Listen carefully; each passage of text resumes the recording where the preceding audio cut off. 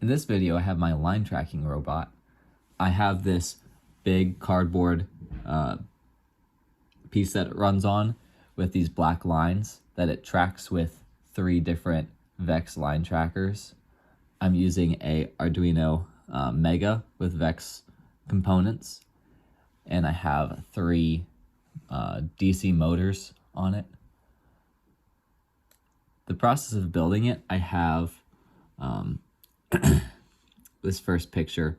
You can see the 3 line trackers on the front left. There's the battery, the blue thing on the top. There's the microcontroller on the right, and then there's you can see the big green wheel, and there's 2 of those on the sides. To get a closer look of my line trackers, I have 3 of them positioned a little bit apart so they wouldn't interfere with each other. There's almost no distance between the ground and them. They require to be very close to the object that they're tracking. And then in the next picture, I have the 2 wheels, and you can see the motors attached to them underneath the robot that I built. Then the next picture, I have my back wheel. Now, we were only allowed to use 3 wheels in this project, so I use this unidirectional wheel, and I helped turn my robot by putting a motor on that. So that is going to free roll forward, but if it spins, it's going to help turn the robot. My code to control the line tracker is not extremely complicated. I start by using an if statement.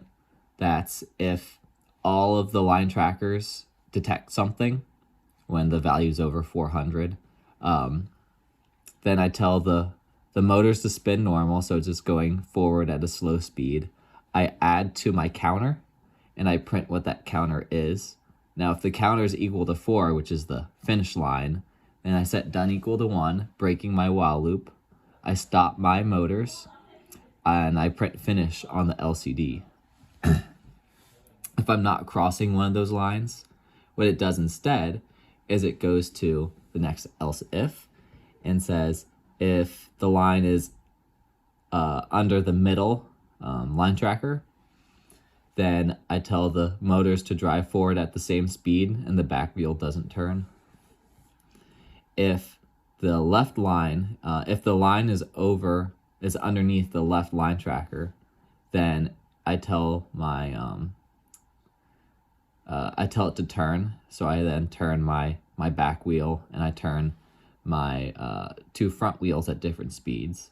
And if it's over the right line tracker, then I tell it to do the opposite, and I turn the back wheel the different direction, and I spin my my wheels at different speeds again. I ran into a couple problems working on the line tracker robot. The first one, when I built it originally, I made the robot very long. So I had 2 wheels in the back, the 2 big wheels, and they were driven by the same motor, so they would spin at the same speed. And then I had my front wheel as a unidirectional one, and that would spin and then turn the robot. What this created was the front of the robot would follow the line, but the back would just fly all over the place, and I couldn't really control it. So I rebuilt it with that shorter design. Then I had some problems getting the line trackers to detect consistently. I had them way too high off of the ground, so I had to lower them a lot until I was almost touching the surface.